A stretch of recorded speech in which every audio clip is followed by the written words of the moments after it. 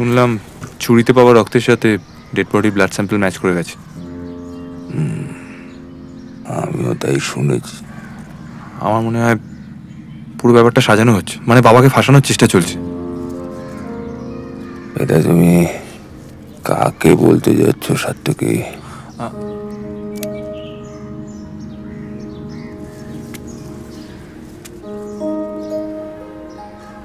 নাও ধরো, এটা তোমার সাধন সঙ্গিনীর জন্য।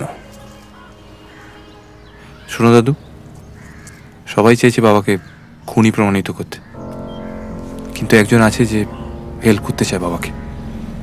তুমি কি চাইছো? আমি সত্যিটা খুঁজে বার করতে চাই। ডাম্পিয়ার্ডের কুকুরটা কার সে খোঁজ নিয়েছ? কুকুরটাকে কিন্তু এর আগে কখনো ওই অঞ্চলে দেখা যায়নি। খুনের দিনই প্রথম দেখা যায়। খোঁজ নাও। কোথায় বেরোচ্ছ এখন? ব্রেকফাস্ট খেয়ে যাবে না? এত প্রশ্ন জানতে চাও কেন? আমি তো কখনো জানতে চাইনি যে তুমি মাঝরাতে কোথায় যাও, কার সঙ্গে দেখা করতে চাও। ওকে যেতে দাও বৌমা, চিন্তা করো না। রক্ত যাবে কোথায়? ওর এখন সত্যর নেশা লেগেছে। আঁচটা সহ্য হয় কিনা তাই দেখা। কফি, কফিটা নাও। মাছগুলোকে দেখেছো?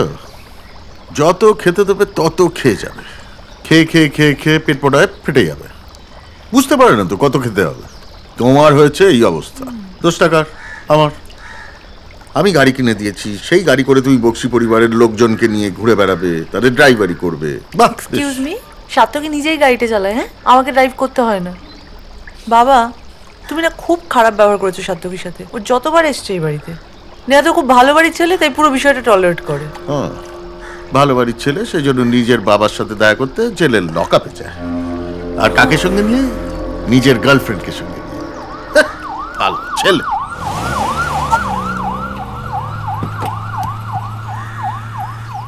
যে লোকটা খুন হয়েছে সে একজন ভাড়াটে খুনি। তার নাম কার্তিক। হয়তো প্রাণ বাঁচাতেই খুনটা করেছেন স্যার, কিন্তু কে তার পেছনে ভাড়াটে খুনি লাগাবে? আর সেক্ষেত্রে তো উনি বলতেই পারতেন যে উনি খুনটা সেলফ ডিফেন্সে করেছেন।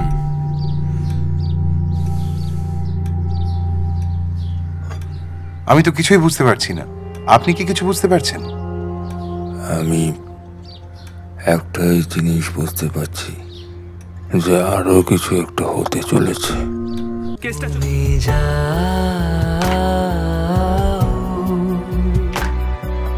যে শুধু তোমারে থাকে।